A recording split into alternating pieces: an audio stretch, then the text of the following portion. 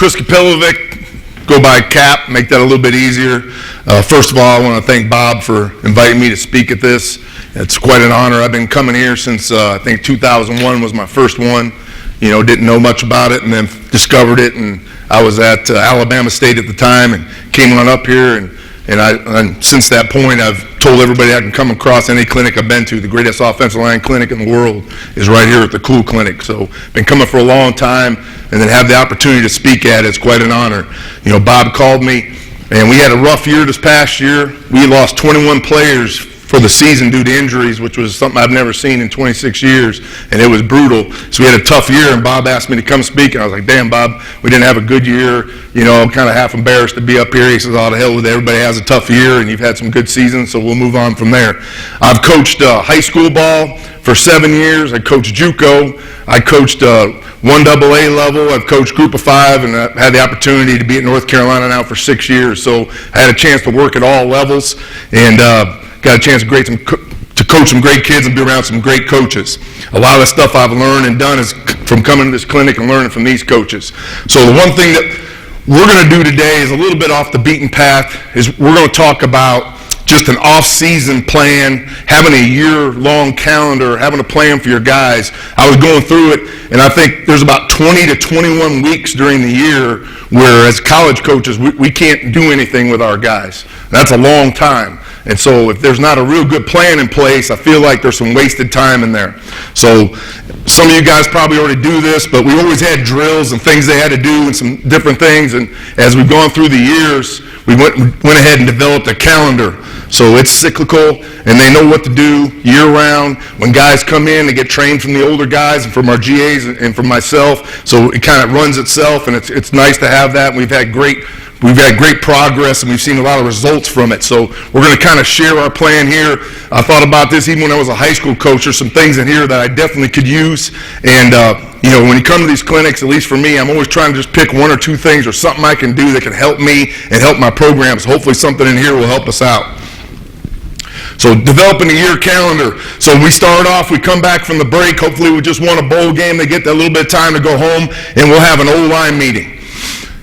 In that meeting, as we go forward here, we'll take those guys and we'll just kind of get them cranked back up and get their mind right. So the one thing we do with our guys is when they come into that meeting, this is assigned to them. So what they have to do is they have to go and they have to put together a 20-play highlight of their best run plays and pass protection plays from the previous season. The reason for that is all of us think back, and we all think we're probably a little better than we really are. You know, I think back to when I was playing, and all I remember is the good plays.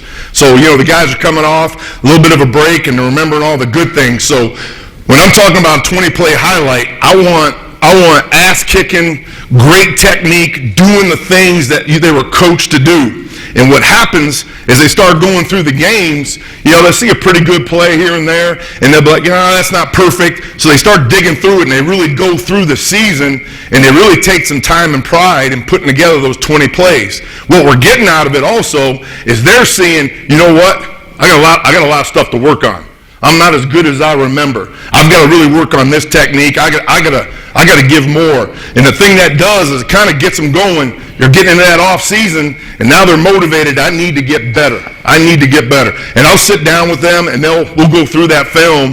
You know, when I'm off the road, or I'll take a day off the road here because we're usually out recruiting at this time, and really sit down with them, and they'll talk through why they pick those plays and what stands out about it. The next thing we do, and we have the luxury to do this, is we have NFL film in our building. So I have each one of those guys pick one or two O-linemen in the NFL that they want to emulate.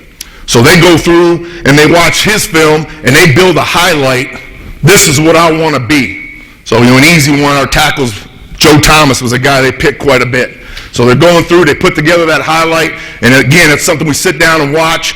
Okay, what are you trying to do? Why do you want to be like this guy? What are the things we need to do to improve on to be like him? And it's something they can refer to throughout the year. So this is a great motivator for them and give them some goals for the off-season program. The next thing we do with our guys is we want to have a purpose. I think too many people kind of get up and just go through the day. You get up, I got to go to class, I got to go to weights, I got to go to workouts, whatever it is. They need to have a purpose every day. They need to have a purpose for that spring. What do they want to get accomplished? And so we tell them they have to really sit down and put some time and thought in it. It's got to be specific. It's not, I just want to get better. I'm going to really work on my outside hand and my pass protection. I'm going to do this or that. Get stronger in weight room. So we're talking football here. We're talking training, and we're talking non-football. So it may be something academically, it may be something else in their life. Oh, the laser pointer's not working, Gerard. I don't know if you can help me with that. Okay, there we go. Okay, good. The next thing, and this has been really instrumental for us, for the development of our guys, especially our young guys, our incoming guys, and our freshmen.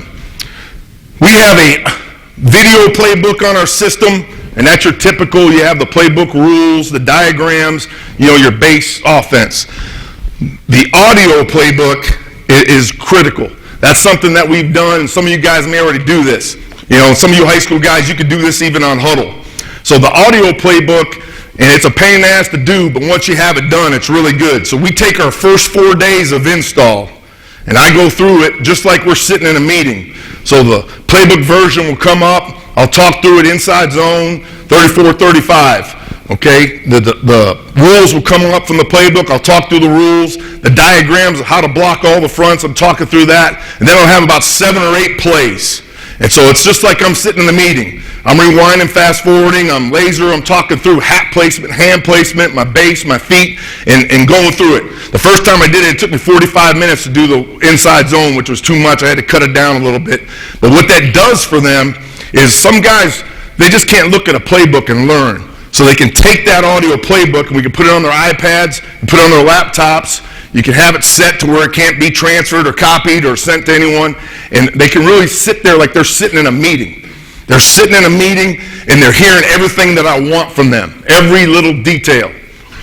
And the expectation for our guys is the first 4 days of install should be mastered before we even start spring practice, which will be the next area for us. When we start spring ball, it's not about teaching the plays at that point. They should already have those first 4 days mastered. So that's something, if you haven't done that, that's been a great tool for us. Centers. This has been big for us. So we've had, like I talked about, a horrific year last year. I've lost 3 centers. I don't think you can have enough centers, especially in the offenses where we're shotgun 98% of the time. And that's a skill because we're asking our centers to pull. We're asking them to do all kinds of different pass sets. We're blocking back, all the things that centers do. They got to be athletes, but they got to be able to snap that ball. All the RPOs that we're doing, if that snap's not on the money, it creates timing issues. So being a shotgun center 98% of the time is a real skill set. So what we do with our centers is I'll take 8 or 9 guys in the room, and they'll all have to snap year-round. Centers and guards, 8 or 9 of them snapping year-round. Some of those guys may never snap a ball while they're there, but they're training to do it year-round. I feel like I can't have enough centers. So we'll take them. A lot of times my graduate assistant, Gerard here, he'll work with them, and we just talk about basic stance, your base, your sinking your hips, the ball placement and grip, for me, what's more comfortable for them. Some guys grip it a little different, like their thumb on the laces, some like their fingertips. Okay, I've worked on that claw snap a little bit. I haven't fully bought into that. But if I have a guy that's comfortable with it, I'd be fine with it. But just trying to find their comfort zone, and we have them snapping year-round. And it's daily. So they got to go in the locker room and go out in the field and continuously work on snapping. So like we said, we'll have 8 or 9 guys that'll be snapping. We talk about bringing their elbow to the thigh, the pinky to the butt. Okay, we're talking about, we do some snapping in the mirror so they can see it. We're snapping and tapping a wall, and then we're working on all the snaps versus all the different skills they have to have. Okay, so now we get into pre-spring ball. So we've gone through all the meeting, they got all the expectations, so now we move forward. And the big thing here that we're trying to work on, that's still not working, okay, is when you look at this, how do we keep them responsible for learning the install? A lot of guys are going to tell you they're watching the film and watching the video and you can check it, but are they mastering it, right? So what we do with our guys is they come in and we start the cycle. For this week, they're going to just study day 1 install. They want to master day 1 install that week. So throughout that week, they're going to go in and study that film, that audio playbook, that video playbook, and then on Friday they come in And again, they come in when they're free. So we'll have the test available with either myself or Gerard or our GA, and they'll come in and they'll take a test. And that's something that we've done more. We've always given tests during the season. I haven't always tested the guys in the off season. We've probably been doing that the last 4 years, and it's been really good because you really start to see the guys that are really grasping the concepts and the guys that are struggling. So they'll spend that week going through, then day one, they'll take the test. Next week, it's all about day two. Again, we try to keep our 4-day install as close to the same as we can year in and year out. We're going to have some tweaks and some changes here and there, but our base fundamentals, the plays we believe in, are going to be in those first 4 days. And as I'm showing through here, we're going into day 3 to day 4. Okay, so it's a 4-week cycle, trying to master the first 4 days of install. The other thing we do with our guys is Wednesdays is kind of their day off, and we do yoga with our team, but I make the yoga mandatory for the offensive linemen. All the old linemen have to be there, and our strength coaches also have a flexibility circuit in the weight room, which is optional, but they need to be there for that. One other thing that you see as you're looking at this calendar, the Blue Dawn, that's kind of the old mat drills and stuff that we do. So that's where you get them out there and they're doing the different stations, and then at the end of that, we can't have any pads out there, or we can't have a ball, but we still can do some of our fundamentals there, so we kind of steal some time there as well. So as we go through that four-week cycle, and I want to get back to the testing part of it. So the other thing that we do is when we test them, okay, then we go ahead and day 1 install, here's their test. So we list what they got on their test. So there's peer pressure. It's listed and it's posted in the meeting room. Okay, so you're not hiding anywhere. So everybody in that room, your old lineman buddies know this guy right here scored a 63, okay? My man Gerard put together this little scale right here, right? You're scoring 95 to 100, we can trust you, all right? You're 86 to 94, it's solid, and moving on down, you're not ready. So again, we're holding guys accountable, and they can't go in there and BS with it. It's detailed, and they got to do a good job with it. And again, there's nothing better than that peer pressure and the guys knowing, hey, you need to pick it up and get this thing mastered. And just giving some examples, the test is nothing real exotic. We'll do some different things. This one right here, just naming the defenses. Name the defenses, name the blitzes, and then we'll have a protection and you'll have your rules. You can move forward from there. We'll give them a picture shot of a front, okay? And then you got to talk through your techniques, talk through your assignments, and for these 2 plays here at the bottom. Another example, right, we can just give an old school drawing up here and give them a play, and again, they got to draw their tracks and their assignments, so we kind of change it up. My man Gerard here, he likes to put some kind of bonus question at the bottom. What do cows drink? So the thing that was sad is most of the guys put milk on it. So that was the part that got me. So maybe you don't want to put those on there because they'll scare the shit out of you. So then after we get through this 4-week cycle, and again, for us college guys, we're coming off the road and we're starting to integrate with those meetings. We get 2 hours a week. That week before spring ball, we kind of review all 4 weeks, right? So now I'm in there with them, and we're just kind of going through all the details so that when spring ball starts out, that first day of spring ball right here, we're ready to go. There's no excuses. They should have all their assignments mastered. At this point, we're working on getting better technically, right? And then we're also figuring out any new fronts or different things our defense is doing. Okay, get to spring ball. So this is pretty generic spring ball calendar. We're in practicing. We're not doing any extra stuff there. The one thing I liked about spring ball, if you have the luxury to do this with your head coaches, is we just go 3 times a week. We go Tuesday, Thursday, Saturday, and having those days off in between are invaluable. Okay, I've been in spring balls where I've had back-to-back days, and that's a pain in the ass. It's a pain in the ass to watch the film and then to get things installed. So just being able to go 3 days a week, always having at least 1 day off in between, so you really can take your time to look at the film and teach off of it, and be able to have the time to install. You're getting a minimum of 2 meetings before the next practice, which has been really good to us. For you college guys, I'll just put this out here real quick, is we do a thing we call invite the professor to practice, okay? And that's one of the greatest things we've done, because we get about 60 to 100 professors that come out to practice, and they have no damn idea what we're doing. They think football players show up at noon, go to practice, and go home. So when these professors are out there watching all the things these guys got to do at practice, and then I'm already kind of tough on them, but I'll be even tougher on them. I'll be dog cussing, getting after them in front of those professors till they'll feel sorry for them, and maybe they'll help them out in the classroom. So that's the one goal you're trying to get accomplished. But they'll be out there watching these kids, and they'll understand, man, it's like a full-time job. These guys got a lot on their plate, and then they'll come in and eat dinner with us afterwards, and you build relationships with those guys. So you guys, whether it could be high school teachers, college, having those professors come out, that's been a real good thing for us as well. Okay, we've gone through spring ball, and at the end of spring ball, we have a post-spring evaluation. And that's the time where I'll fill out some sheets, and I'll show you that, and I sit down one-on-one with my guys and really tell them what I think about them. Okay, and being honest.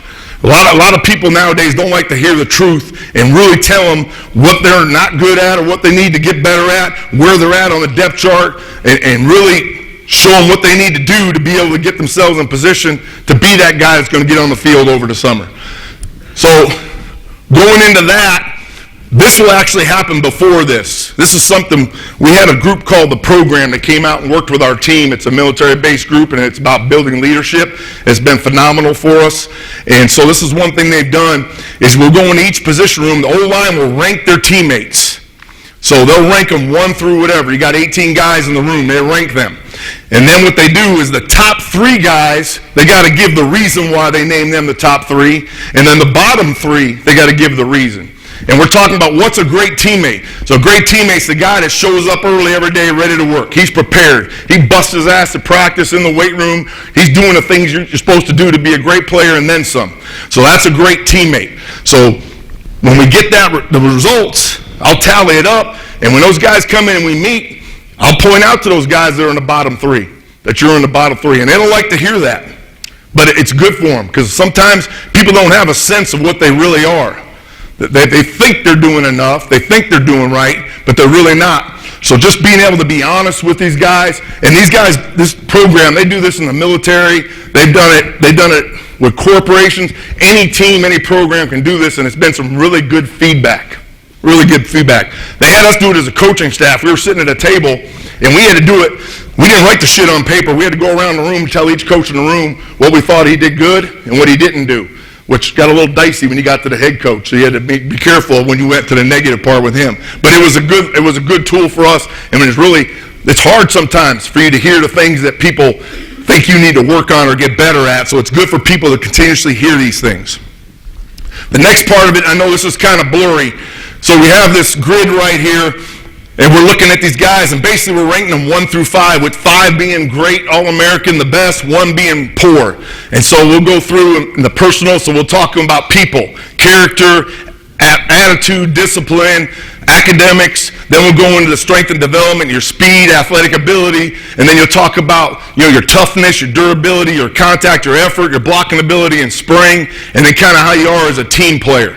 And so I go through that and I rate each guy. And so again, we sit down and we go through each one and I tell them why I rated them that. And again, it's hard for them to hear when you're ranking them 1 or 2 in something. But again, they need to hear that. Yeah, they hear you ripping their ass on the field at times, but when you're sitting down and you're just talking, it's good for them to hear those things. And it's also good for them to hear the things that you really like, the things they're doing a great job with. So this just keeps some formative for us to make sure those guys are same page, that we're on the same page throughout the year. This will be in the back of the sheet. One thing here at the top is we set some goals for the summer. I think that's important. You set your goals, whatever weight you want them to be at. You set goals for us, power clean, bench press, squat, vertical jump. And so these are some things that they're expected to meet by the end of the summer. Of course, we get together with our strength coaches, and we put those goals together, and they have something to strive for all summer. Okay? Then they got a section to fill out. They talk about the goals and purpose they had in the spring. Did they achieve them? Okay? It talks about what do they have to do between now and August for us to win a championship. So they have to put thought into this before they come into the meeting with me. They have this filled out already. Okay? Interesting here, we'll ask them who their best friends on the team. It's kind of interesting to see the guys that they hang out with, right? And you may take from that some guys that maybe there's a reason he's struggling with this. Sometimes you find out some of these kids, especially the freshmen, when they don't have too many friends up there, they start getting that look on their eyes like they're ready to go home. You need to figure out what's going on in their life and try to help them out there as well. And again, we can go down this whole thing right here, and again, for goals, and what does being a Tar Heel mean to you? And here's even a good question here, what can Coach Fedora, our head coach, what can he do to help us? I think that's good there. Give a little feedback. Sometimes the head coach doesn't get to touch every player. We obviously have our hands on in our room with our guys, but you get some good feedback from the kids if they're really relating well with the head coach, or they feel like there's some things that they need to be better. Okay, this is the last part of this. This is something that we started doing about 8 years ago when we were back at Southern Miss. And again, this was a military-based thing, and when we first brought it to the table, I wasn't really sure about it. I wasn't sure this was a good thing. But since we've done it, I really have liked it. And we got a lot of guys, a lot of the staffs that come through our place, they've adopted it. There's a lot of the high schools and different colleges. So we got to give our guys a level of commitment. There's 4 phases to the program. So after spring ball, I'm the one giving them the level of commitment. After the summer, our strength coaches will. After fall camp, before the season starts, I will.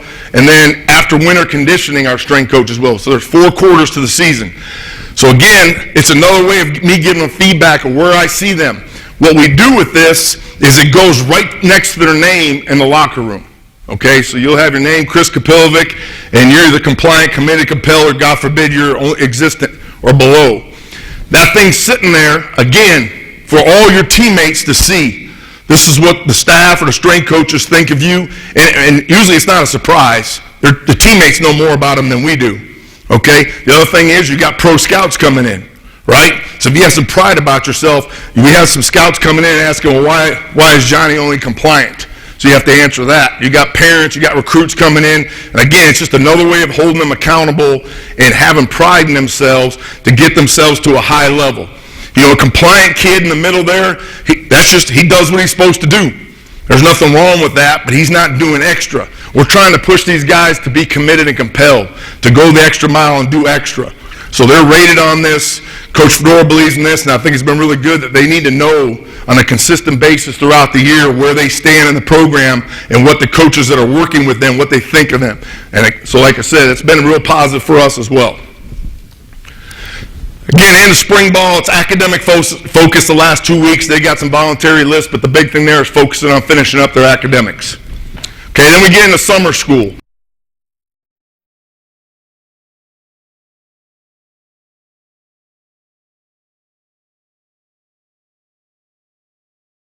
So for us, we start summer really early. May 7th, we started summer session 1 for us, okay? So that's just our guys, that's not our newcomers. They're not there yet. Most of the kids aren't graduating from high school till the end of May or early June. So they get in there, and it starts over, okay?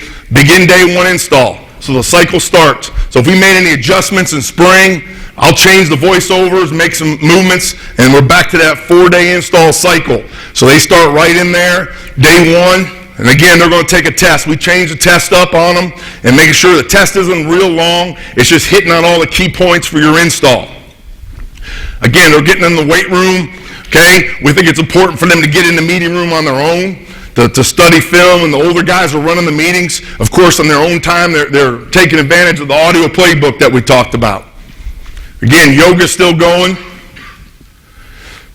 Talk through here. Now, summer challenge, I'm not going to talk a long time about that, but this is something that's just more of a team thing. We have a draft at the end of the spring, and we have 8 teams, and it's kids with all positions, and all they do, they're held accountable for points, right? Being late to class, they lose points or something like, parking tickets, all that crap. But they do like non-football activities. They'll do bowling. They'll do home run derby. They do dodgeball, and the winning team plays against the coaches, so they really love that. Anytime they got a chance to take us out. And at the end of the year, we got paintball. So the paintball winning team gets to play against the coaches, and again, it's another situation that they really enjoy that. It seems that every year when we say we're shot, they don't stop firing. They keep taking the extra shot. But they enjoy it. Anytime they can compete with us, they love that. Going in here, we got the championship workouts. That's an important part of what we do. I know everybody does it. That's when they practice on their own. So the offense is out there, the defense is out there, right? We're doing for us, it's individual work, and then they're working into 7-on with the skill guys. The O-line will do what we call drives. So tight ends and running backs and quarterback will come down with them, and then running plays versus defenses. We have a blitz pickup period that they'll do. And then when we get into the second session, one day a week, they'll do team versus the defense. So this is those 2 days a week where they'll do the championship workouts where they're practicing twice a week, which is, again, good for developing leadership and building camaraderie and again, keeping all of this day 1, day 2, day 3, 4 install competent in their heads.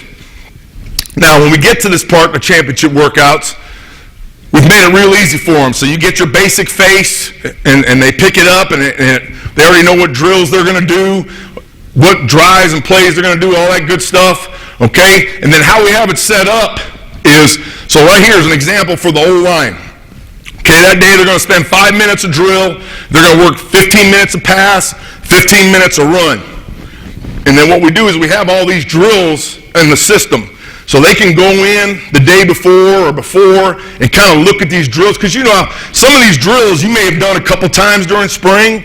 You may have only got there once. Some of it's your everyday drills, and they know it inside and out. But it's good for some of those young guys to be able to see those drills and see what we're trying to get accomplished. So I can give you an example of that. So right here is 6-point. So that's your basic, 6-point, bringing your hips, tight elbows, thumbs up. And then we have scoop, which we're working on backside cutoffs. And then we have a med ball set. So as we put it up here, it has the rules for them, okay? So we got different ways of doing pass sets with med balls. We got a ball on the ground. They're working on sinking their hips and grabbing that ball, and when they throw it, simulating a punch and bringing their hips under them. So we talk through the rules for them, and then we'll give them an example, okay? So they sit here, like as I watch this one here, I like to see Charlie sink his hips more and then bend right there, and then just work on throwing and bringing his hips, and then working the two-hand pass set. So we'll work some two-hand pass sets with med balls for eye-hand coordination. We'll work a lot of independent hand pass sets at other times as well. But this is just an example. So the drill they're going to do that day, they got the film and how to do it. So when they go out there, the older guys should already know it, but it's good for them just to refresh and make sure we're all on the same page. So you go to your 6-point explosion. I know most people already do that. Talks through the rules there. You get a guy on all fours. He's trying to punch, tight elbows, thumbs, bring his hips. So they get a good example of that. That's one that's pretty easy. They knew that. When we go to our scoop drill, okay, our scoop drill is working backside cutoffs, backside scoops, and we use a towel, and I'll show you that here in a second. So it talks through the rules, all right, about them stepping over the towel and bringing a second step through the crotch, and it just really in detail for them as you go through there. And we pick it up here. So what we're doing here is we always use a towel, and we use that towel for them to be able to take those steps. Because one of the things that our guys have the biggest problem, as I've gone through my coaching career, is a lot of false steps. On reaches, on scoops, you always see them, they take that false step. They step under themselves, they step behind themselves. So we use this towel to make sure they're stepping over it and taking great first step. And we're always talking through, when we're watching film, and you had the backside tackle, had to scoop the 3 technique. The first thing is he don't get that block accomplished. 9 times out of 10, he didn't step over the towel. He didn't get that great first step. So we're sitting here, we're watching, and as they scoop through, the thing we're looking for is trying to keep their pads down, but on that 3rd step, they're ripping that hand through that shield, and they want that shield to go vertical. So by going vertical, that means I got my hat across that far thigh board and was able to rip my hand through the crotch. If I hit that bag and it goes on a 45-degree angle, that means I didn't get my head across. That means I got my head to the backside thigh board, and I'm not going to get them cut off. So that's pretty simple there. So then the thing that we started doing, we do a lot of tempo. We're not all tempo, but the thing I've started doing as years gone on, maybe it just took me a while to do it, maybe some of you guys are already doing this, is we started comboing drills. So we're always, you run a play, you're getting set and you're going, right? You got to go fast, you got to get your stance quickly, you got to do all those things, you're going tempo. So we'll take we took the 6-point, and we'll go 6-point to scoop. So just making some of our drills combination drills. We're doing 2 drills in 1. So we're sitting here, we're getting a 6-point, then they got to get set quickly, and then they go ahead and get their feet set, and I'll set them, and then they'll work the scoop drill. So just trying, with some of your drills, your everyday drills you do, just think about where they might have to put 2 of them together, and that's been good for them as well. Coming back here, again, with just another med ball punch, just another day, and then we're talking through some inside zone work. So now we've got a med ball punch and a pod with 3 people. Again, talks through the rules, And I'm not going to read it all to you right there. Again, we're looking for the punch from the hip, getting the head back, right? That's Charlie Heck. That's Andy Heck's son right there. For you guys that know Andy right here, he's going to be a really good player for us. So again, we're just working the kicks, the punch, and working back and forth. So again, trying to keep our hips down. There's RJ, he just signed with the Steelers. Okay, and we're just working guys, getting their feet and their hips down. So again, this is a combination of them learning the drills and being ready to go when they go out there. We go out and we're working underneath the chutes.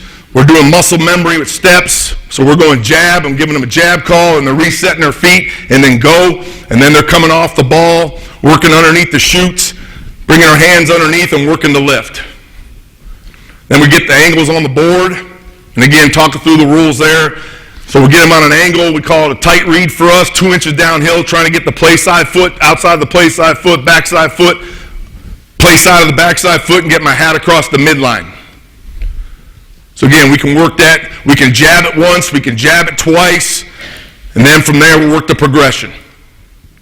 Going right, left. We can do it with the chutes, we can do it without the chutes. And again, just working all the techniques. Got some young guys here. We got the good, the bad, the ugly in here. So again, just trying to keep those tight elbows, trying to work those hands underneath, and trying to finish with a lift. So here we go, another day, just an example of some drills. We got everyday drills with the combos on the right, and then we've got the set the spot mirror for pass. So this is another combination where we have 2 drills in one. So we like to really work on our guys getting in a good stance and really setting to a spot quickly. So whether we're working our 30-degree set, which is kind of vertical, working 45-degree, we're really working on trying to get them out of their stance, trying not to, the one thing you'll see is the guys rolling their weight. You'll see them rolling over their toes, and really trying to force them to push off that post foot and kick out, and no wasted movement. So we're setting to a spot. So we'll have them set to a spot, run their feet, and then they'll sprint back and do it another time. Then we all do mirror drill, right? So what we did is comboed up, set the spot, and mirror drill, which tied in together. Obviously, you set the spot, then you're going to have to block somebody and mirror it up. So that's what we're trying to get accomplished there. So we'll get them set to the spot, then we'll come back, set the spot again, and the guy will follow, and we'll work the mirror drill. And so we'll work the mirror drill, our hands behind our back. We'll work with our hands out again, trying to sink their hips and get their shoulders back. Just working side to side. So again, just comboing those 2 drills. Sometimes we'll do them independently. We'll do set to spot, and then sometimes we'll just do mirror, and then we'll work them together.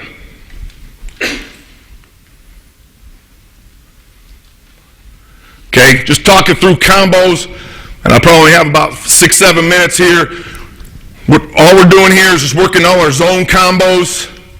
So we got Landon there on the right side. He's with the Saints right now. Just working your inside zone combo to the G, working to the linebackers, right? Then we'll have it where we'll have guys moving the D linemen or the backers. And again, they'll do this stuff throughout the summer and with us.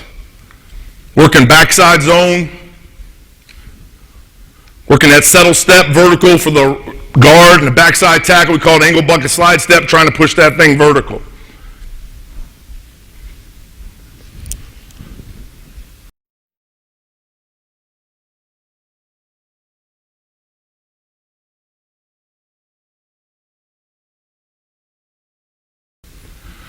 Okay, so now we get into the summer session 2. So for you guys, they're here in college, or maybe even high school when you're young, maybe your young kids are coming over. The one thing that we do with our guys, this is when all our high school kids get here, it's been really important for us, is we assign a mentor. Okay, so when those kids come in, those young kids come in, we take one of our juniors and seniors, and they're in charge of that guy. So Gerard comes in as a freshman, I'm a junior, senior, I'm going to be his mentor. Those guys, their responsibility is everything. Is making sure they understand how to use the video system, making sure they understand where to be at all times, any questions they have. They're both held accountable. One of those young guys is late to something or misses something, that older guy that's his mentor, he's going to pay the same price. So again, I think it's been invaluable to have that mentorship, having those older guys showing those young guys around and showing the ropes, taking those young guys and really making them feel a part of the group. We spent a lot of time in the summer making sure our O-line is doing things outside of football. Making sure they're building that, they got to be the tightest group in the room, in the building. And so they go to a water park together, which is funny as hell to see. They may go out and eat and kill a buffet. They went to a Durham Bulls game. They're just doing things together to make sure they build that relationship. It's called the men. That's something we'll move them on from that. So again, as the only thing we're showing here with the session 2 of summer school, we're going through the same cycle. 1, 2, 3, 4. So again, they're keeping on that cycle, and we're pounding that first 4 days of install to them year round. Year round. They should never have a time where they don't know what to do, what's expected of them. We got the championship workout still going. We still got the summer challenge still going. All right. And again, we have leadership meetings. And again, this seems like a lot, but we're conscious of them having time. Okay, it's not a long time. Those championship workouts are 50 minutes to an hour. Okay, the great thing about the audio playbook is they can be doing it at their house. They can study it anywhere they want because it could be on their iPads or laptops that we talked about. So we're trying to be conscious of their time, but they do have to stay engaged. Now you've got the newcomers that come in. So now it's important, whether it's me or Gerard and those 2 hours a week or our older guys, teaching them everything from the first step. How do we ID fronts? There's so many things those young kids don't know that you don't have time once you get into camp to just go over everything with them, every detail. So making sure we're showing that and teaching them what we call things, what we call techniques, what the holes are, what we're calling blitzes. So again, with the blitzes, we'll take the blitzes and what we ID them as, and then we'll go ahead and we'll show them a copy of it on film. So for us right here, this is a Steeler or Wheeler blitz, and we're showing them how we're picking it up. We're manning up the tackle, and if guard's going to be the man that's going to pop for the Mike backer, so they're learning the blitzes and how to pick it up, and they got a chance to look at that. Again, old crossfire, pretty basic, but again, we're putting this together. Russ Bodine's been our center there. He was 4-year starter for the Bengals, just signed with the Bills. So again, working on this and so they can see it and understand what the blitzes are and how we're picking it up. So all this is available to them to study, and again, we want those mentors teaching them that. Stunts. What do we call our stunts and movements? So we're watching film, we're talking, and we're saying, oh, that's a spike, that's a reach technique, a tag, all the different things we call things. Then they got a chance to really learn it in the summer and learn it with the guys, what we call different twists. Then we show them the twist on video. So different kinds of twists, how we're picking them up. Right here, you're getting twist on both sides. We're working the ET game, right? TE game. Just trying to find good film, good pickups, forming good pockets so they're understanding the whole scheme. Once we get through that summer, again, we expect all those freshmen, they'll be doing the tests like we talked about, and when we get into camp, we're expecting to understand the first 4 days of install. All right?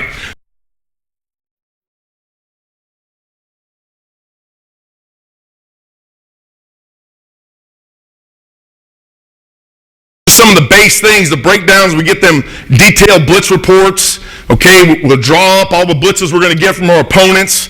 We'll draw up a run game for them, 5 minutes.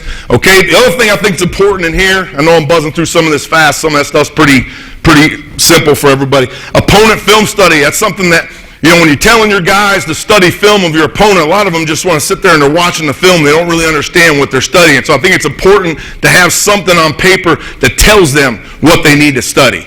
Okay? They got to tell me what games and cut-ups they've watched. They got to tell me who are the guys that they're going against. What's their money pass rush move? What are they doing in critical situations? What are the base fronts of the team? When we come into that meeting on Tuesday, that's our first meeting, they're going to have notes on the board for me. They're going to have things on there that are tendencies for the D-line. So just, again, continuously forcing them to be accountable. When we go over the scouting report on Tuesday, I have the O-line present the scouting report to me. So I'll say, okay, tackle, talk to me. I want him to tell me everything he can about that DN. So I don't want to have to tell him that I'll add what I need to add. But again, it's forcing them to study that film on Sunday and Monday. So when they come in on Tuesday, they already know what to expect for practice. They already know what they're going to get. Like we said, we draw up the whole run game for them. So all of our runs we're going to carry into the game against all their fronts. And then one of the last things we do there is for our test. I've had all kinds of different tests I've done for my guys on game week. The one thing we like to do is we like to use the pictures. So we'll have pictures of the different fronts they're going to be in. And in that box on the left, we'll have the plays we're carrying out of that formation. And then I'll put down the different plays that we're going to actually call and run in that game. And then they got to talk through their assignments, right? So it's not just I'm blocking 56. They're going to tell me their technique, their footwork, their calls, all the communication that's involved. And I used to do my tests on game week with just the basic, your circles and X's and O's and all that good stuff. But I found the pictures have been really good for them to see those guys where they're lined up and for them to use that for the test. And obviously at the end here is just your typical grade sheet. We grade our guys every game like everybody does. The one thing we keep track of is we keep track of how many knockdowns and cuts that they have. They love that. We have a board with that. We give them a big chain, the guy that has the most knockdowns, cuts, finishes in a game. We have that on the board, and we give them the chain. And then we have the hammer. That's for the guy that grades out the highest for the game. The last thing here is we do keep track of loafs. So we got guys loafs. We keep track of that. On Sundays after a game week, we circle up the offense, and we hold them responsible for the loafs. So we'll circle up, we'll call you in. Gerard James will come running in. Gerard James, he had 2 loafs. My name's Gerard James. I'll let the team down 2 times. Everybody on the offense gets their feet moving, and we do 2 up downs, and they sprint out. First time we ever get to somewhere, and we do that, I can remember every first scrimmage, there'd be 100 to 120 loafs in a scrimmage. It'd be crazy. It'd be brutal. Probably too much for the big guys. But they learn and understand what your expectations are, and then by the end of that spring or when you get into the season, we'll only have 18 to 24 loafs in a game. We're talking every position. So each guy gets called out. He talks, hey, I let the team down 2 times, or I let the team down 0 times. They get 2 claps, and we get moving. So again, just all the little details, and we don't let any stone go unturned and keep them responsible. So 40 minutes, I know some of this stuff's redundant, but hopefully something in there that we went over is something you can use in the off season. I counted up, I think there's, like I said, about 20 weeks where your guys are without you, and I think there's a lot of things that can be accomplished during that time if you have a plan for them. If it's on paper for them, they understand how to execute it, the older guys, and I've seen a big difference with my guys, just being accountable, understanding the schemes, and being prepared when they come out for practice. I appreciate your time.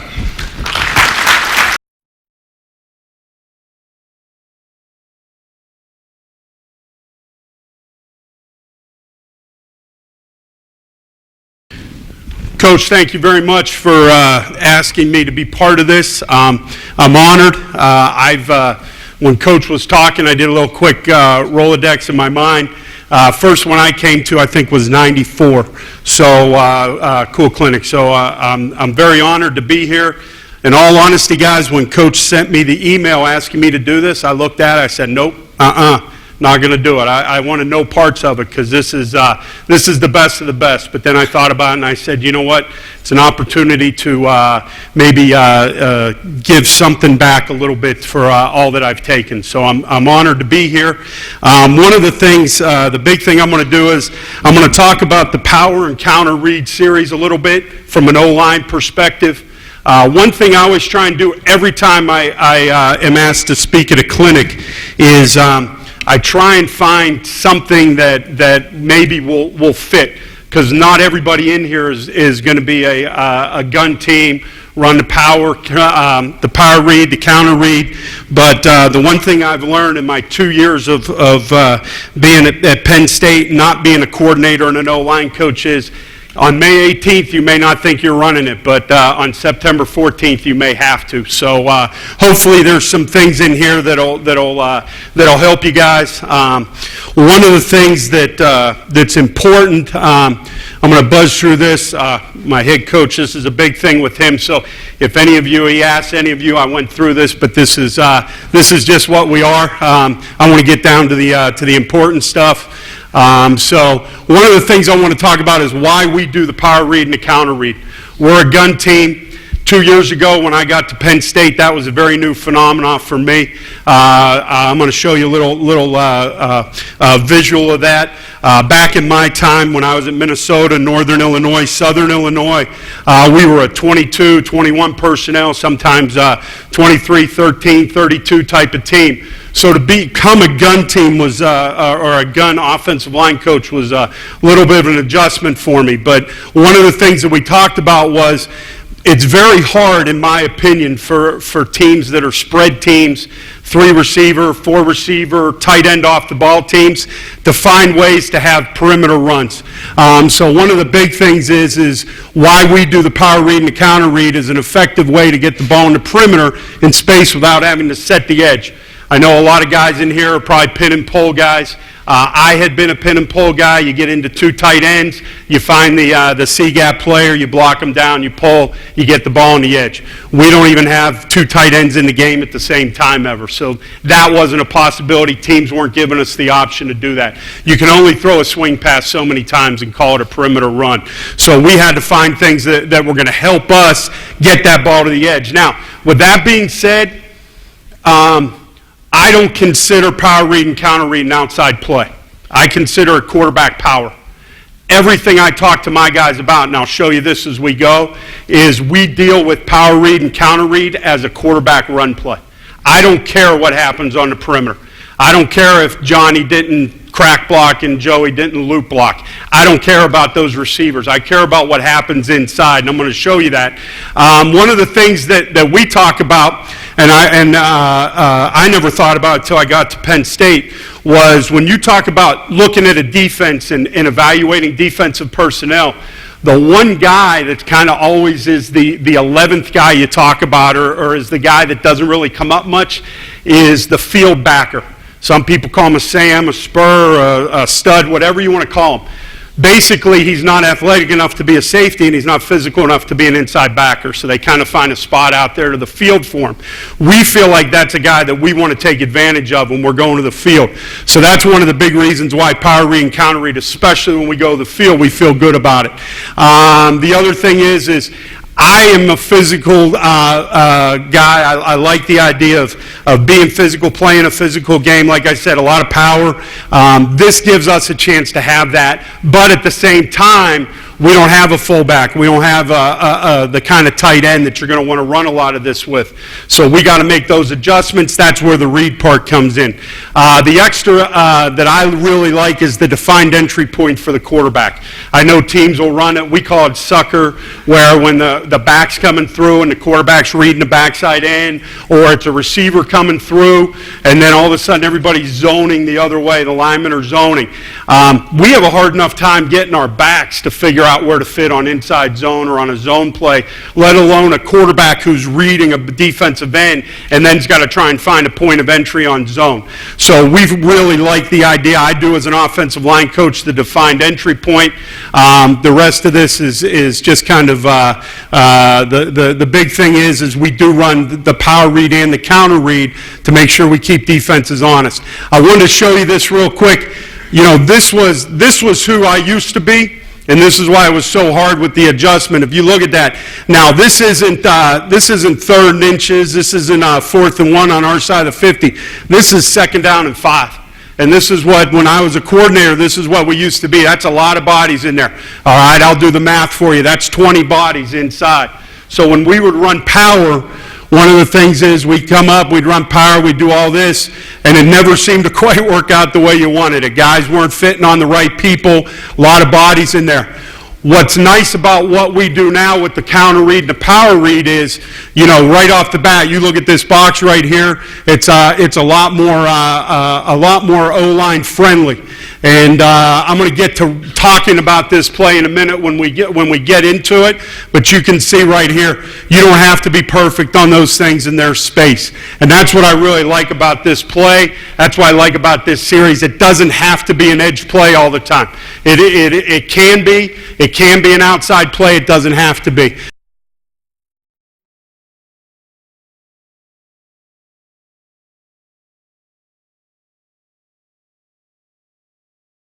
I'm not going to insult your intelligence. You guys all know how to block the gap scheme, but the thing I want to talk about is some of the things I've learned over the last couple years that maybe make it a little better from an O-line standpoint. First thing I'm going to talk about is the counter read. The way we define it is if we talk about counter read, we always talk about who the second puller would be blocking. So in this case, obviously, or I shouldn't say the second puller, but the fullback tight end type of player, not the guard. So in this case, we're going to be reading the linebacker. So it's real important. A couple things for us on the counter read that's very important is our pulling guard. He's going to be blocking the defensive end, so he's going to straight pull. And the key I tell him when he straight pulls is he's basically trapping a first-level defender. I tell him, and this is the only time I really talk about it, I talk to that guard on his pull of getting as tight as he can, and I want him putting his face mask right in the numbers of that defensive end. So no matter where that defensive end goes, if he squeezes, it's going to become a natural pin or a natural log. If he's up the field, it'll naturally take the guard to that point to be able to kick him out. I never want to predetermine that. Never want to predetermine it, so I tell that guard when he pulls, put your face mask on the numbers, and that'll define it. Let the defender decide if he wants to be pinned or kicked out. You don't make that decision. So that's one thing that's real important on this play. Backside or the play side combo, because the guard's blocking a first level defender, all right, we've got to block the backside linebacker even on an overrun. And this is a little thing, and this was something that I realized a couple years ago. I'm going to go back here real quick and just show you something. I learned from talking to my guys and looking at it, if you talk about a combo here, a power combo, a gaps combo, and you draw that line and you put that line back to that backside backer, what are you guys thinking they have to do? They think they have to work back and they have to pin that backside linebacker backside. Because where's that play going? That play's going front side. So their mentality, especially the young kids who don't know any better, they think at all costs they got to pin that linebacker backside. What I've learned over time on the power read and the counter read is you don't have to do that. The thing you do have to do is put a body on that linebacker. Even if he runs over the top, I'm fine with that. The thing I want to make sure is he doesn't run underneath. So instead of having that line drawn where it looks like he's pinning him, and that's what your kid's mentality is, because we ask him to look at the playbook, we send it to him in the off season, in the summer, and they're thinking, man, we got to pin that backer. That's not the case. What I want is I want a body on that backer, and I'll show you why here in a second. So that's really important. Even if that backer's going to run over the top, we want to put a body on him, and I don't care if we run him to the front sideline, but we want to make sure we have a body on him. The issues, as with anything, it's not perfect. No plays are. You get an end that runs up the field, and the play side linebacker sits. So you got to have an answer for that. I'll show you a little bit about what we do there. But basically, just want to show you, this was the play I just showed. We're going to run counter read. We're going to read the front side linebacker. It's really important. The reason I put this play on first is if you watch the front side tackle and the backside linebacker, all right, we're going to run this play to our right. All right, we're going to work down. This backer or this tackle is going to secure it. And the thing about it is he does have a little bit more time, and he does have the ability to make sure that gets secured before he climbs, because it's not an idea of pin. The one thing I'll tell that backside tackle is the one area that you cannot let happen is you cannot get beat underneath. And just so you guys know, if you happen to run this, or like I said, your coordinator decides one day that he wants to do this, the thing that you've got to understand is whether that ball's given or not, you've got to evaluate this as quarterback run all the time. So you got to look at it, whether the ball's given or not, would we have had a successful play, minus the read, obviously, if the quarterback kept the football. So like right here, one of the big keys is you watch this tackle, all right? This is fine right here. He just stays on it, quarterback reads it. And one of the things you'll find is that backer, if he's going to make the play, let's say we gave that football, what you'll find out is if that backer's making the play, it's at 8, 10, 12, 14 yards, I'm fine with that. Where I don't want that backer making a play is coming underneath the tackle and the quarterback keeps it for gain of 1. So right here, tackle stays tight, backer over the top. The other part of this that's different in my opinion than power, or it's more significant than in basic power, because I guess I should back up a little bit. When we started running this quite a bit at Penn State, I just fell back on my power rules and my power thought from when I had run it as an I team and everything.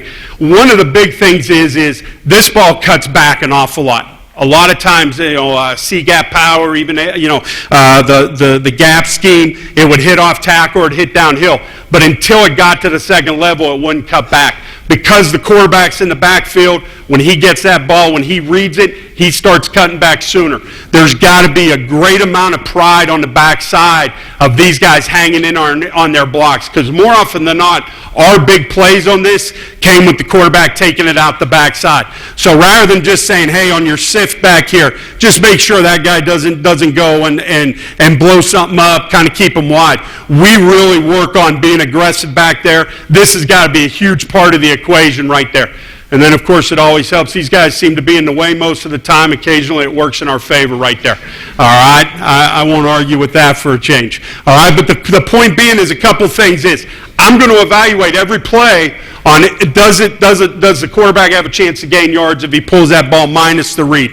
Here he does. That guard's going to pull. He needs to run right through it. I don't like how soft he was on this one. This one was fairly early in the game. There's one later. I'll show you the power of either A, positive reinforcement, or B, chewing a kid's ass on the sideline, because later in the ball game he got after it and helped us have another big play. So the main points on that is there's got to be a tremendous amount of pride blocking the backside, because a lot of times if the quarterback keeps it, he's going to go the backside. And the other part of it is that tackle doesn't have to get that backer pinned backside. He's got to make sure that backer rolls over the top, and then he can adjust on it. All right, I think this was the one. It's later in the game now. All right, they go to a stack look. So now, is this the one here? All right, this is the one. I got after him. I said, hey, you got to run through that. The old be the hammer, not the nail. Kid said, hey, screw Lime Grover. I'm going to go out there. I'm going to show him I can do this, because it wasn't very pretty off that last one. All right, so he got after it. The key here, though, is, once again, we're reading that backer. He runs out of there. Quarterback sees it. This is really good patience by that tackle. Now, if I'm that backer, the one thing I'm not going to do is I'm not going to dive underneath on that. Tackle's in great position. He's square. It's over the top. Once again, on the backside. All right, not thrilled with where his helmet placement is. Keep it inside out. But the thing I like about this is this tackle fights his tail end off, stays on it, gives the quarterback a chance to come out backside. All right, it allows these guys to play physical. All right, we're handing the football. Now, like I said, this was our way to get the ball on the edge. But oftentimes it may not even get out there, and I'm fine with that as long as we're blocking it for quarterback power. All right. I apologize. These just all happen to be against Michigan, but these are some good plays. Little way we had a pretty good back. I don't know if any of you guys have heard of him, so we wanted to find as many ways as we could to get him the football. All right, so basically it's just the same football play. We didn't give him the ability to read it though. We just said keep it in your hands. And once again, the reason I put this on here is this was really a really good job, I thought, by the tackle. Of course, the tackle's B-gap responsible on the gap scheme. This was great discipline by him.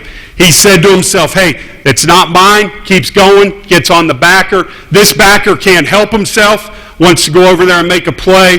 The Bush kid's a great football player, aggressive player, had a good idea. He was going to try and get over the top of it.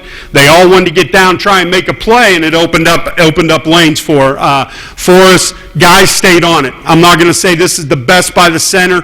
He had trouble getting his feet in the ground going backside, but he stayed with it, fought with it, and the thing came out the back door. So I've shown you 3 plays where I said this is our outside, this is the way we get the ball in the perimeter, and all three have been inside plays so far. But that's kind of the world we live in, and we're okay with that if that's what they give us. Same idea here now. This is an example with the end squeezing. We're still reading the backer. The end squeeze, this is what I was talking about. All right, guard, go ahead. Try and stick your face mask right in his chest. Now, he basically pins himself. He basically logs himself, comes around. Backside center here and guard. Now the combo goes down one. Too wide for us to combo the B-gap player. So now the combo goes back one. The guard's going to climb. Once again, force these over the top. Force it over the top. It gives that quarterback a chance to go out the back door on this.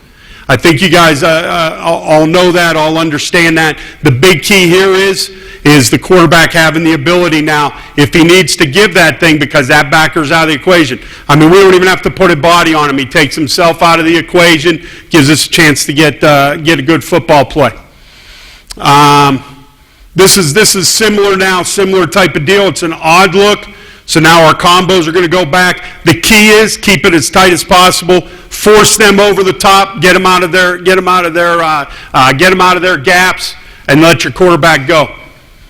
I was laughing when I was looking at this the other day. You always know it's good when your cheerleaders, before the play really gets going, they start getting excited knowing that something good's happening. All right, so that's what you got there. End up the field, kicked it, stayed tight, worked it down. Quarterback's running. So that's what we had.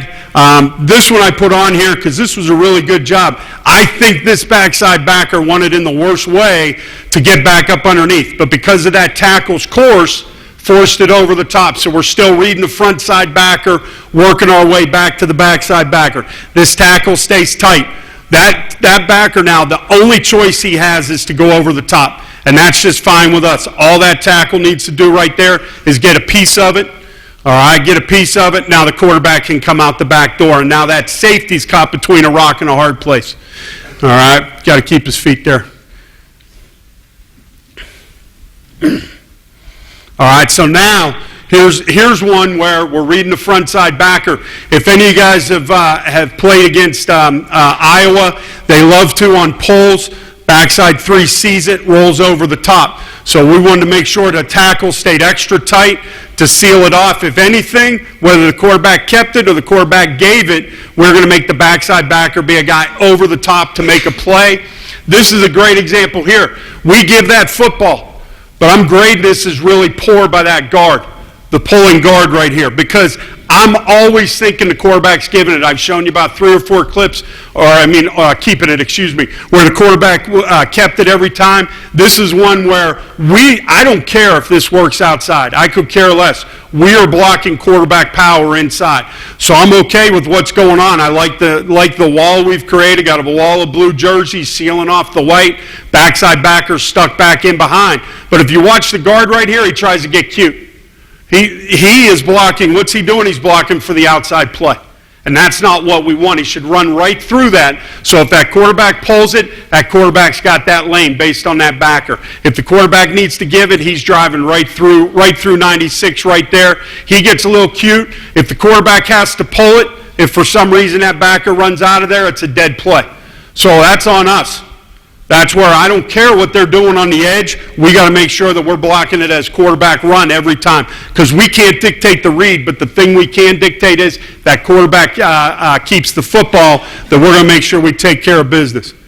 All right, same idea now. This is a three-backer look. We knew in our ID they were going to bring a backer back in. He's the read. The reason I put this on here now is really bad. I didn't just I actually put a few good plays at the beginning, but this is where now the teaching comes in.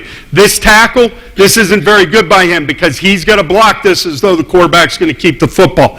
And right here, he gets a little bit too far up the field. Now look at what happens. There's an opening, and now that backside backer jumps back underneath. I don't like that. If anything, make that backside backer run over the top. That's something that's very important to us, because if that quarterback pulls the football, right here, all right, which obviously with what the front side backer does, it's a good read by him to give the football and get on the perimeter. But the point being is stay tight, stay tight, stay tight. And now if the quarterback pulls it now, he's up vertical on that thing.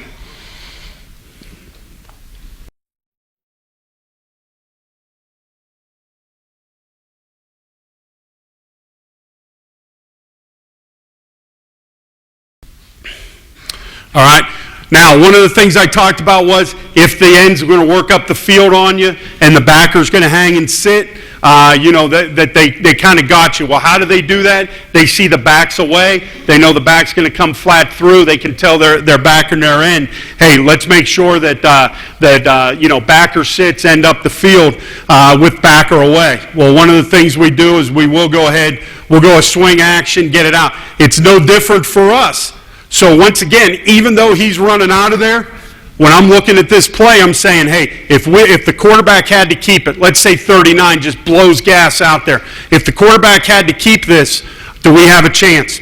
Backside tackle went down a little bit too far, but if that quarterback goes, he's probably going to come back to him. I'd like to see have him take one step, give it a shot, and get out of there. But other than that, now the tackle's learned his lesson. He stays tight. Got a chance on that thing. A left guard's got to get his left hand down a little bit, but if that quarterback keeps that football, that's what I want to see.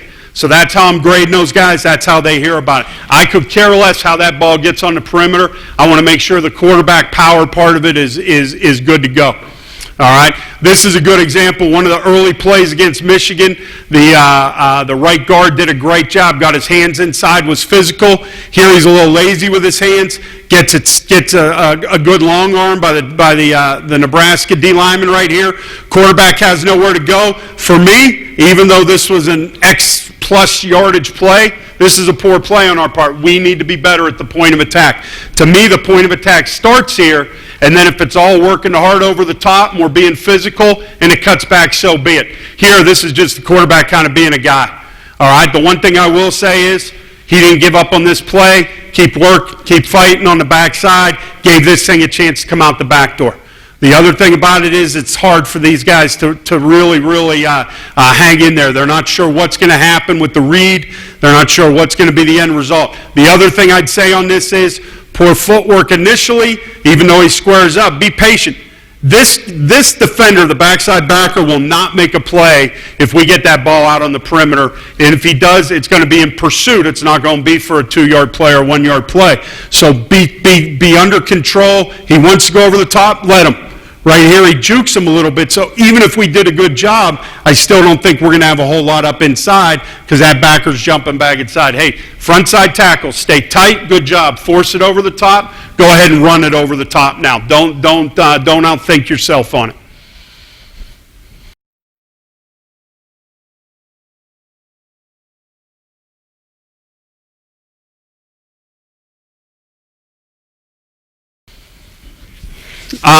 Now, with that in mind, really good play. There are ways to take it away. If not, we'd run it every single time.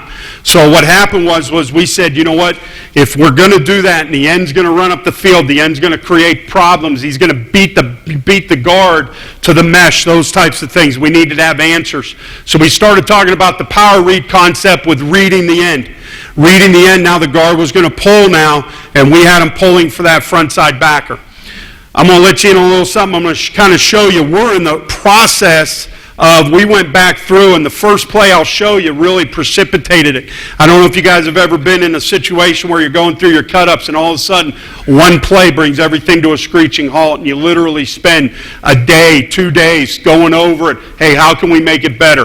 We had that situation come up this spring, so we overhauled how we are doing our power read.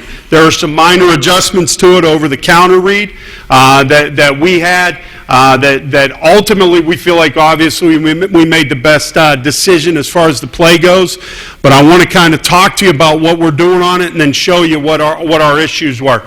Now for the pulling guard, instead of straight pulling it and kicking out the end, he's going to square pull. Some people call it a skip pull. He's going to be working to a second level defender, so he wants to try and keep those hips square. We're going to have him scrape pain off the tackle's butt and work up to for us, the backside linebacker, and I'll explain that in a second.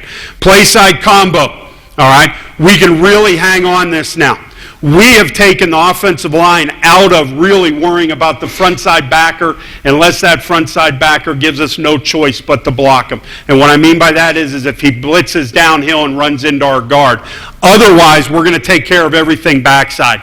This is, we're going to go ahead and hang on. We're going to really double the hell out of the number one LOS play side. If he's an A-gap player, the guard knows the tackle's coming with him. He wants to displace him into the backside A-gap. If it's a 3 technique, that tackle wants to knock his ass down to the guard and wants to continue on now all the way back to the backside support. We're no longer in the business of the combo worrying about the backside linebacker. That becomes the pulling guards. That's what that kind of really hit home with me back in my time at Minnesota. We spent a lot of time with the coaches from North Dakota State, and if you've ever watched them or played against them or visited with them, they're as good as anybody in the country are running that tight A-gap power and knocking that thing back, where there are times where not even blocking the front side linebacker on that power.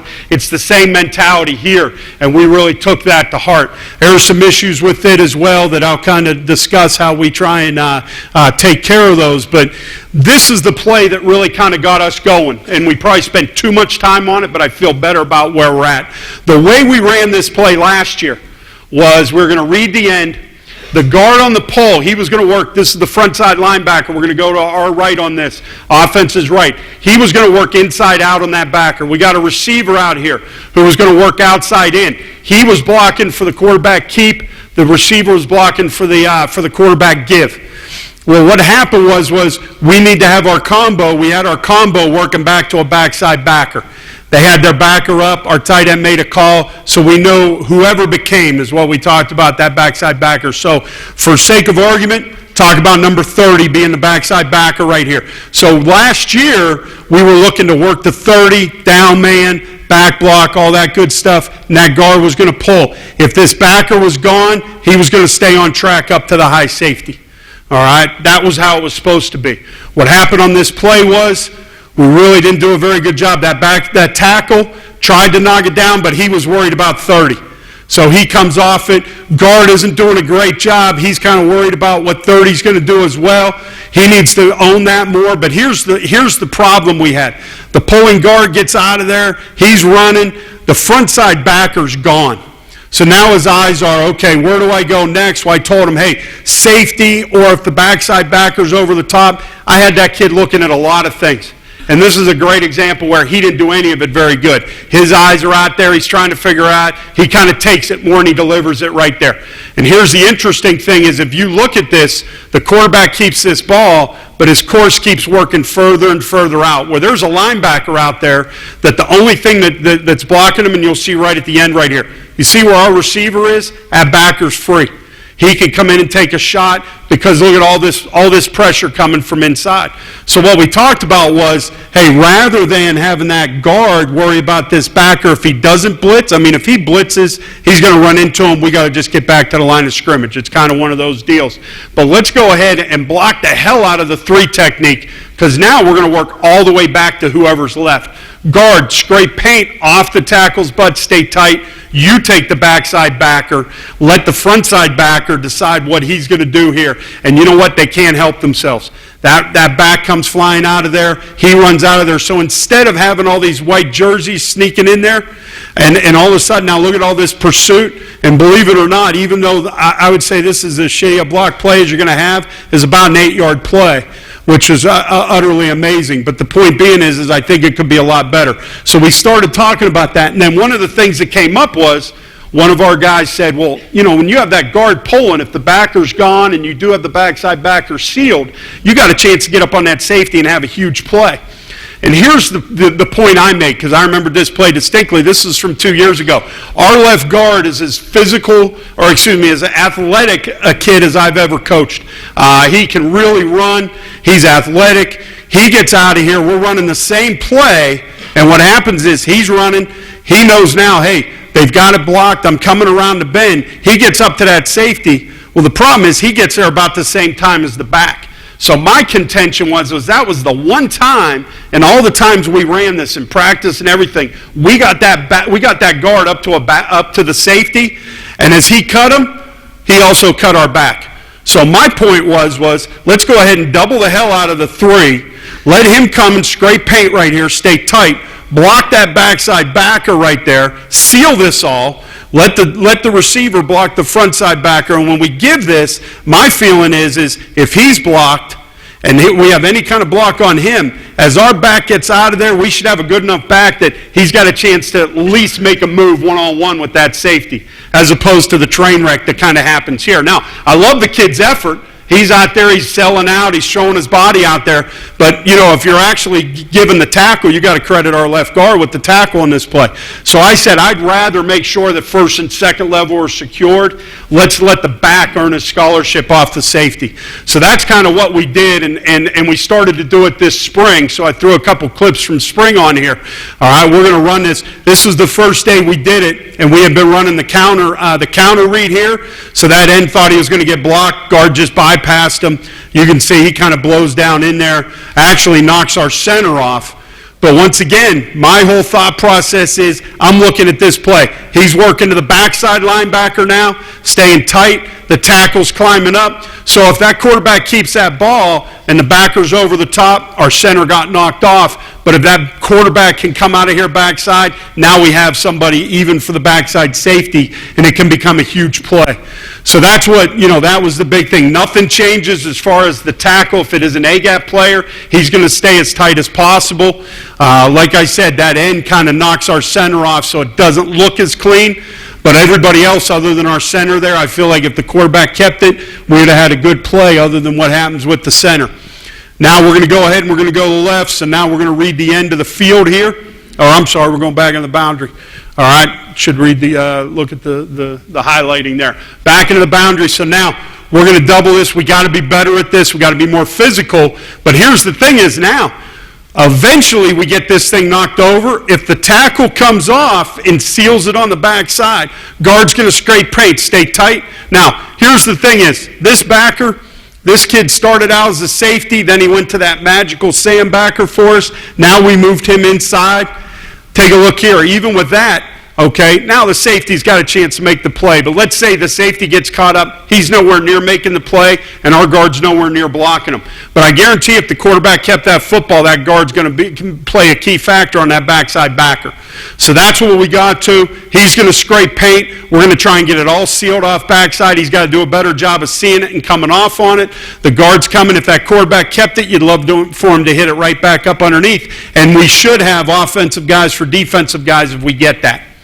So that was the adjustment that we made. Nothing changes as far as we're always looking at, let's make sure we're blocking for the quarterback power. Now we run this to the left.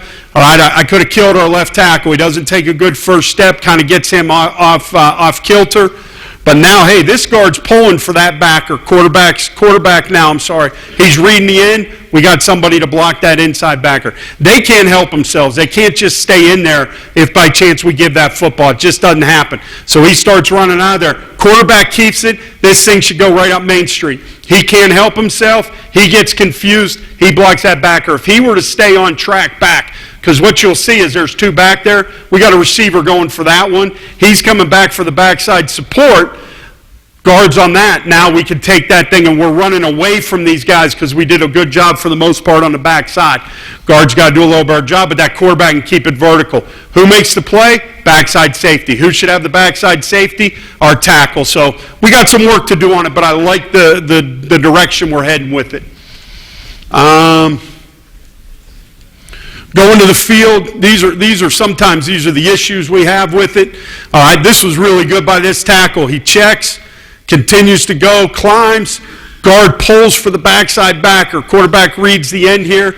All right, now, end comes running up the field, quarterback sees it. This is the one that I wanted to show with regards to that front side backer, because sometimes people get a little nervous. Coach, you're not sealing that backer inside out. Like I said, these guys have a hard time helping themselves when they see this action. So he runs out of there. Really, if this quarterback, and our breakdown is backside, the backside tackle goes too far on a sift and kind of gets things jammed up and they roll that end over the top. But let's just say in a perfect world, we get that worked out. They have this sealed. All right, guard's got the number one OS. Tackle bypasses, does a good job and keeps climbing. That quarterback should keep that tight right off of the tackle's front side hip. And to me, that never becomes an issue. But because there's leakage backside, it forces the quarterback out, and that's when that backer can get back involved. I really think that backer's got to be really special to get back in there after you give him that action. Of course, because of the way the quarterback had to adjust, it gave that backer a chance.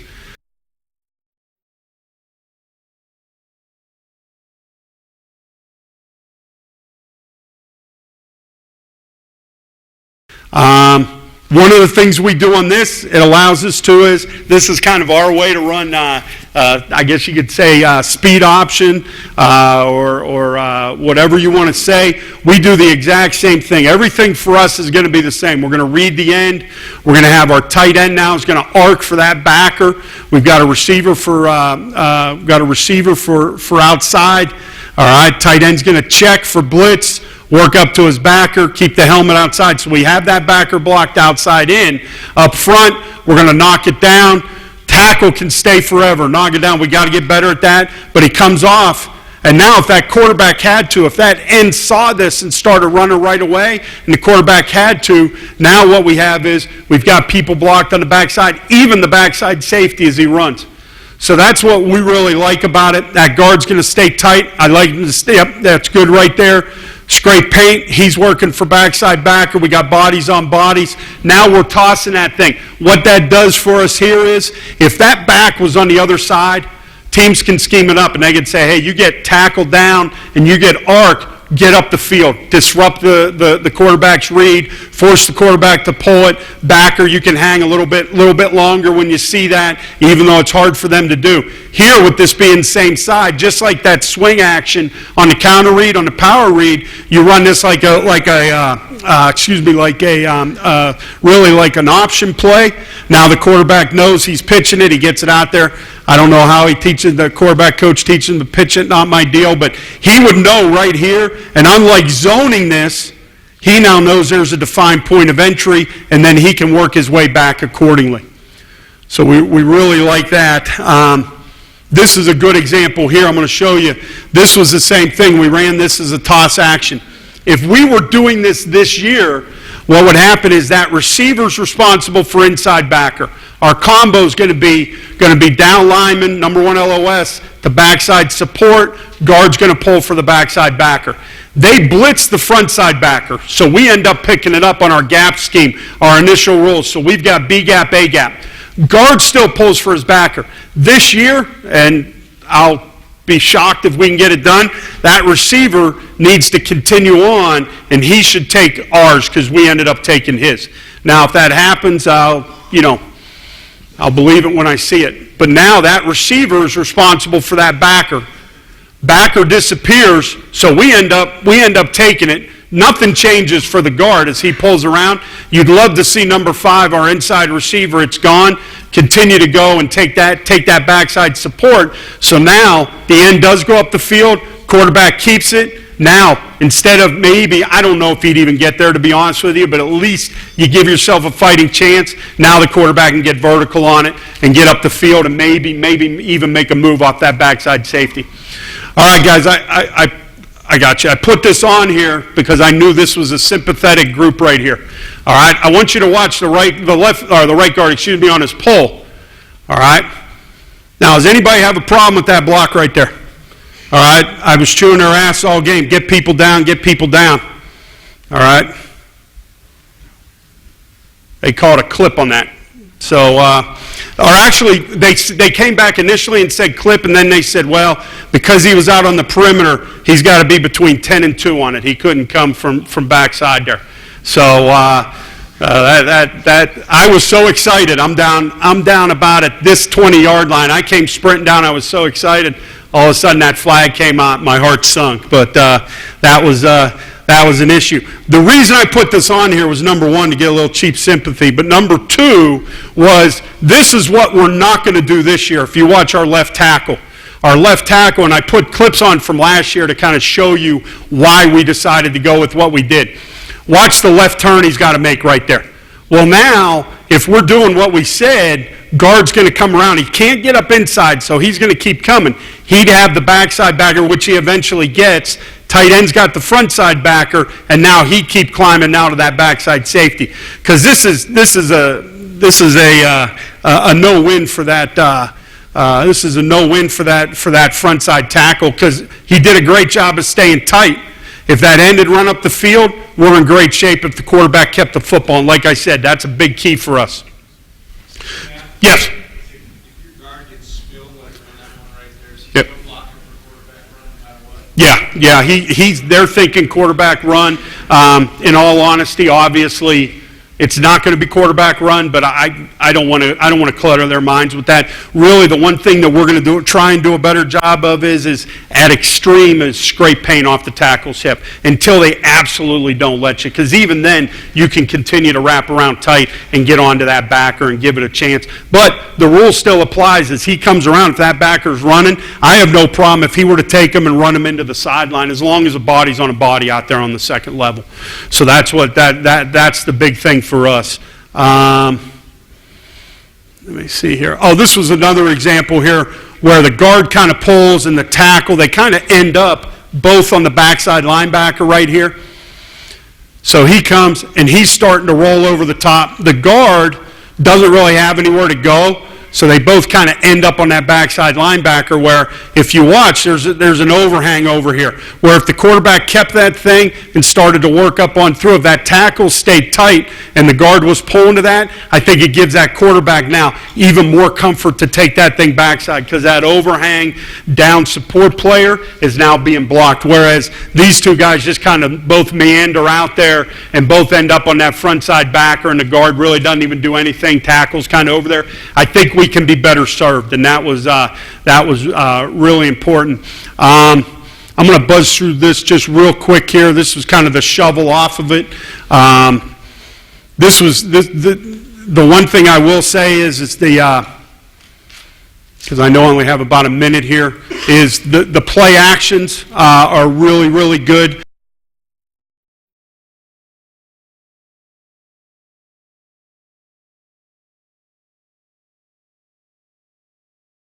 The play actions are really, really good. We have two ways we do this. We will protect it, so the guard, or based on leverage, the center pulls, and it's kind of like the old boot protection, just with a little bit of a fake. And then the other thing is we don't tell the guys up front anything, but we are going to throw the ball, so it's not an RPO. We're definitely going to throw it, but we want to sell. And we want that backer. He's in no man's land. This was a walk-on tight end. We kind of just told him to split out there right at the end there. He got one-on-one with a safety. Quarterback had a chance. This is the same type of deal. Here's the read. They tried to kind of outsmart it. They thought, okay, it's coming. We're going to run it up the field. We're going to create problems. We're going to force a read, and we're going to be right in his face. Quarterback came back, threw it right off his ear. But the big thing with this is, like I said, we do have a fire protection off of the counter read and power read, which is more of almost a boot protection. But here, we don't tell them anything. We let the quarterback and the tight end do work. And it works out pretty well for us. So, real quick, Coach, and this is the one. Our tailback now, because we had been running the ball with them, so we decided to do the little pop, the little seam here. We asked them after, I did it, but I was there when they asked him afterwards, why'd you throw that thing so low? And he started to give some explanation about he saw the backside safety, wanted to put it where only he could get it. He's just a shitty thrower, so he couldn't admit to it. But he had fun with it. We got the ball in there, and it was just different ways. You know, that's the big thing that let me just show you this real quick, because we would even bluff this thing on the perimeter. So now we're working this thing. It's going to be a perimeter play. We actually did it with the toss action. Freezes the outside backer. He says, I'm not going to get fooled again. I'm going to go tackle the tailback. All of a sudden, now quarterback steps back. Everything's bailing out of there. He's in no man's land. Another way to get the ball. That was another one where we didn't say anything to the guys up front. We just blocked the play. Just real quick, key coaching points, very simple rules. We do both. I don't know if you need to start with both. We eventually do both because it's our outside play. We got to block every play like it's a quarterback. Quarterback's going to keep the ball. It's quarterback power. Hold them to that. I do every play. I don't care if it's given or not. If the DN mesh charge is a problem, use backfield alignment and more motion to keep defenses guessing. It's been good to us. Like I said, you may not run it now, but if you're a gun team, you may be, by the middle of September, your OC may have a flash of brilliance and want you to run it. So hopefully there's a few things in there you can go back, check it, and say, okay, here's what I need to do.